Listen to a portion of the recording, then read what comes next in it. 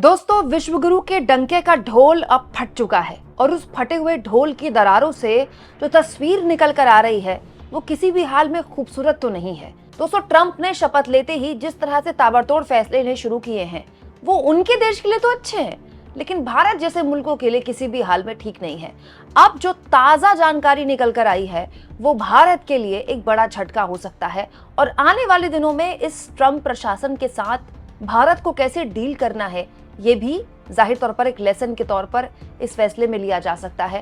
Trump ने दोस्तों तुरंत शपथ लेते ही इमरजेंसी लगा दी है। जी हाँ, इमरजेंसी लगाती है एक ऐसे बॉर्डर में जिस बॉर्डर को लेकर ट्रंप सबसे ज्यादा सख्त रहे हैं अपने पिछले कार्यकाल के दौरान भी और अपने पूरे प्रचार के दौरान भी। दरअसल दोस्तों, अमेरिका से मेक्सिको का बॉर्डर बिल्कुल सीधा लगता है और ये जो मेक्सिको का बॉर्डर है इसी के जरिए बड़े स्तर पर न केवल ड्रग्स आती है अमेरिका में, बल्कि जो अवैध रूप से लोग आते हैं अमेरिका में बसने के लिए वो मेक्सिको बॉर्डर से ही आते हैं। मेक्सिको कनाडा, ये दो बॉर्डर्स हैं। ज़्यादातर मेक्सिको बॉर्डर से जो इलीगल इमिग्रेंट्स हैं वो अमेरिका में दाखिल होते हैं। अब उस मेक्सिको बॉर्डर में अमेरिका ने सीधे ट्रंप की शपथ लेते ही लगा दी है इमरजेंसी, यानी कि मेक्सिको बॉर्डर को न केवल और सख्त करने की, यहाँ सुरक्षा और सख्त करने की एक तरह से औपचारिक ऐलान कर दिया है ट्रंप प्रशासन ने, बल्कि एक और खबर निकल कर आई है अमेरिका से जो सीधा सीधा भारत को प्रभावित करती है। दोस्तों, अमेरिकी वेबसाइट ब्लूमबर्ग के हिसाब से ऐसे बहुत से भारत के नागरिक हैं जो कि अवैध रूप से अमेरिका में घुसे हैं, जिनके पास ना तो कोई दस्तावेज हैं जिससे कि वो नागरिकता साबित कर सके अमेरिका की, और ना ही उनके पास इतने जरूरी दस्तावेज है कि आगे कभी उन्हें अमेरिका की नागरिकता मिल जाए। बेसिकली ये इलीगल इमिग्रेंट्स हैं जो कि अवैध तरीके से अमेरिका में घुसे हैं सही दस्तावेजों के बिना, और ऐसे करीब 18,000 भारतीयों को ब्लूमबर्ग की रिपोर्ट के हिसाब से अमेरिका अब वापस भेजने की तैयारी कर रहा है। दोस्तों, दरअसल अमेरिका में पिछले महीने अवैध प्रवासियों से डील करने वाली एक संस्था है ICE, उसने 15 लाख के आसपास लोगों की लिस्ट बनाई थी और इस 15 लाख लोगों में 18,000 भारतीय मौजूद थे। और उस वक्त भी मैंने आपको एक खबर दिखाई थी और उस वक्त खबर छपी भी थी। ये देखिए, ये ट्रंप जिस वक्त प्रचार कर रहे थे उसी वक्त की खबर है और ट्रंप ने अपने प्रचार में भी इसका खूब इस्तेमाल किया था, उनकी पार्टी ने खूब इस्तेमाल किया था कि करीब 15 लाख ऐसे लोग हैं जो अलग अलग मुल्कों से आए हैं। इन 15 लाख लोगों में से करीब 18,000 लोग हैं जो भारतीय हैं, जो अवैध रूप से अमेरिका में घुसे हैं। अब इन्हें वापस भेजने की तैयारी अमेरिका कर रहा है ट्रंप के शपथ ग्रहण होते ही। राहत की बात यह है कि भारत की तरफ से भी जो संकेत मिले हैं वो एक तरह से सहयोग के मिले हैं। ब्लूमबर्ग की रिपोर्ट बताती है कि भारत सरकार वहां अवैध रूप से रह रहे अपने सभी नागरिकों की पहचान करने और उन्हें वापस लेने के लिए ट्रंप प्रशासन के साथ मिलकर काम करने के लिए तैयार है, which is good, which is necessary, जो जरूरी था। क्योंकि दोस्तों, भारत सरकार जानती है कि ये जो अवैध अप्रवासियों की वजह से माहौल वहां पर भारतीयों के लिए खराब हो सकता है, उन भारतीयों के लिए जो वैध तरीके से वहां पर गए हैं। जैसा कि मैं आपको लगातार बता रही हूँ, H1B वीजा के जरिए हमारे टेकीज, हमारे सॉफ्टवेयर इंजीनियर्स, हमारे AI के वो जो अच्छे टेकीज होते हैं जिनकी वहाँ बहुत डिमांड भी है, उनको लेकर कोई रेस्ट्रिक्शंस ना आए जो H1B वीजा के जरिए 3 साल से या 6 साल के लिए वहां पर गए। उनके अलावा बहुत बड़ी संख्या है दोस्तों जो अमेरिका में भारत के छात्र छात्राएं पढ़ती हैं स्टूडेंट वीजा में, और उससे अमेरिका को भी फायदा होता है। इसीलिए भारत नहीं चाहता कि वो नागरिक भारत के जो कि वैध रूप से वहां पर गए हैं अपने अपने कामों के लिए, अच्छा काम करने के लिए या फिर वहां पढ़ाई करने के लिए, वो किसी भी तरह से प्रभावित हो, उनको लेकर सेंटिमेंट खराब हो। इसीलिए भारत सरकार सहयोग करने को इसके लिए तैयार है। हालांकि दोस्तों, अमेरिका की एक रिपोर्ट बताती है कि जितने भी अवैध रूप से वहां पर अलग अलग देशों के नागरिक रह रहे हैं उसमें भारतीयों की संख्या काफी मामूली है, केवल 3% भारतीय है, अभी तक ये जानकारी मिली है।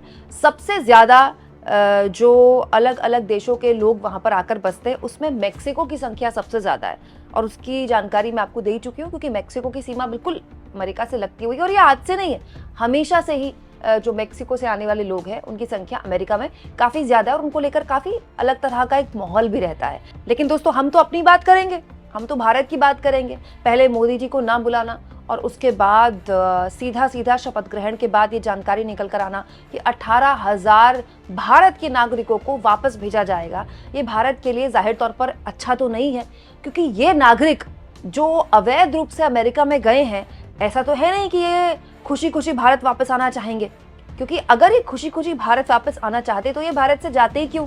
दोस्तों, डंकी का रास्ता बहुत खतरनाक होता है। मैं इसको लेकर भी कई रिपोर्ट्स आपको दिखा चुकी हूँ।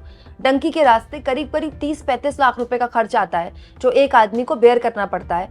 ज्यादातर 2 राज्य हैं जहां से ये लोग जाते हैं, गुजरात और पंजाब। यहाँ पर बहुत ज्यादा क्रेज है अमेरिका जाने का, अमेरिका में बसने का। अमेरिका और कनाडा, इन 2 मुल्कों में बसने का। वैसे ऑस्ट्रेलिया भी जाया जाता है, लेकिन ज़्यादातर अमेरिका और कनाडा। और ये लोग सोचिए 30-35 लाख रुपए, कई लोग अपनी प्रॉपर्टी बेचकर, कई लोग अपनी प्रॉपर्टी गिरवी रखे, कई लोग अपनी सारी माता पिता की संपत्ति को बेचकर टंकी के रास्ते विदेश में जाते हैं, इस उम्मीद में कि 8-10 साल वहाँ रहेंगे, उसके बाद उन्हें वहाँ की नागरिकता मिल जाएगी। ये बहुत डरावना है दोस्तों, इस लिहाज से, क्योंकि आप सोचिए कि इन लोगों को 30-35 लाख रुपए लगाकर भी ये उम्मीद नहीं है कि ये भारत में कोई उद्योग कर सकते हैं।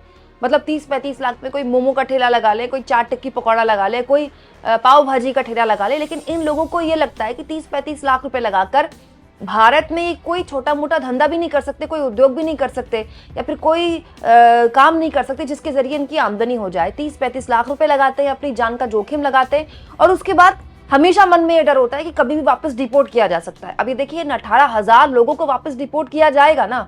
ये 18,000 लोग अपना अपना पैसा लगाकर वहां गए होंगे, न जाने कितने सालों से वहां पर काम कर रहे होंगे, और जब अब भारत ये लोग आएंगे तो ये क्या काम करेंगे।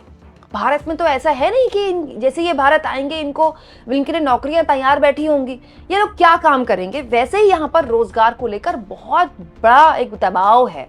भारत में रोजगार की क्या स्थिति है मुझे आपको बताने की जरूरत नहीं है, बहुत अच्छे से आप लोग जानते हैं। और ऊपर से ये लोग जो डंकी के रास्ते दूसरे मुल्कों में बसे हुए हैं, वहां पर काम कर रहे हैं, अब इनको वापस भारत बुलाया जा रहा है। हालांकि इनका जाना ही गलत है, मैं किसी भी हाल में इनका जाना जस्टिफाई नहीं कर रही हूँ। अवैध रूप से बिना दस्तावेजों के आप किसी भी देश में जाएंगे तो आपको इस तरह से वापस डिपोर्ट होने का खतरा हमेशा बना रहेगा।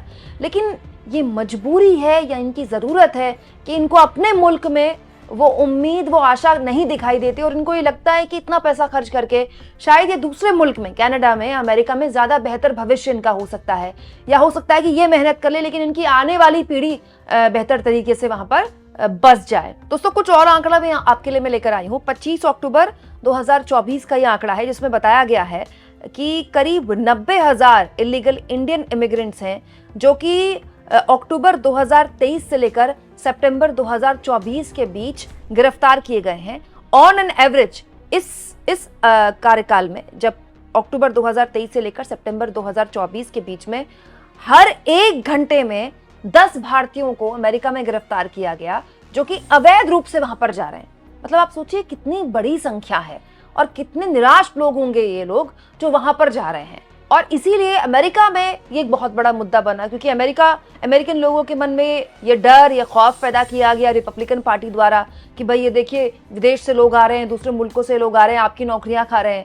और इस तरह का माहौल तो हर मुल्क, हर सरकार, हर पार्टी अपने देश में बना रही है। हमारे देश में देखिए घुसपैठियों को लेकर किस तरह का माहौल है, तो अमेरिका में नहीं बनेगा क्या। और ये वो मुद्दा है जिसको लेकर बहुत बड़े स्तर पर डोनाल्ड ट्रंप को वोट मिला है। डोनाल्ड ट्रंप को लोगों ने पसंद किया है, और डोनाल्ड ट्रंप की तारीफ भी करनी पड़ेगी भाई, कि ताबड़तोड़ तरीके से उन्होंने पहले दिन ही फैसले लेने शुरू कर दिए, बड़े फैसले लिए उन्होंने तुरंत शपथ लेते हुए। तो इसको लेकर भी उनकी तारीफ करनी पड़ेगी। नहीं तो 100 दिन का एजेंडा तो हमारे यहाँ भी मोदी जी बना रहे थे। उस 100 दिन के एजेंडे को लेकर सारे एंकरों के साथ बातचीत भी कर रहे थे। पता नहीं उस 100 दिन के एजेंडे को लेकर क्या हुआ। वो 100 दिन के एजेंडे वाली फाइल की तरफ कोई देखता है कि नहीं देखता है। बातें तो बड़ी बड़ी हर नेता करता है, लेकिन कम से कम डोनाल्ड ट्रंप ने करके तो दिखाया। वो उस तरह के संकेत तो दे रहे हैं कि जो वादे उन्होंने किए हैं उसको लेकर वो सख्त हैं। बर्थ राइट सिटीजनशिप को लेकर भी दोस्तों डोनाल्ड ट्रंप ने जो ऐलान किया है, कल जिस तरह का बयान दिया है, वो भी भारत के लिए अच्छा नहीं, क्योंकि बहुत से ऐसे भारतीय हैं जो H1B वीज़ा के ज़रिए या फिर स्टूडेंट वीज़ा के ज़रिए वहाँ जाते हैं, फिर कोशिश करते हैं कि वहीं बस जाएं, और वहाँ जो ऐसे लोगों के बच्चे पैदा होते हैं वो उम्मीद करते हैं कि इन लोगों को, इन बच्चों को वहाँ की सिटीजनशिप मिल जाए। लेकिन अब जो संकेत ट्रंप की तरफ से मिल रहे हैं, ऐसा लगता नहीं है कि इन लोगों के लिए वहां की नागरिकता हासिल करना इतना आसान होगा। दोस्तों, अपने पहले दिन जिस तरह से मेक्सिको के बॉर्डर में इमरजेंसी लगाकर और 18,000 भारतीयों को वापस भेजने का ऐलान करके ट्रंप प्रशासन की ओर से जो संकेत मिल रहे हैं भारत के लिए, आप उसे किस तरह से लेते हैं कमेंट बॉक्स में जरूर लिखें। और जितना हो सके दोस्तों चैनल को शेयर करें, सब्सक्राइब करें, और थैंक्स और ज्वाइन के ऑप्शन से अगर आप चाहें तो कुछ आर्थिक मदद भी चैनल की जरूर करें।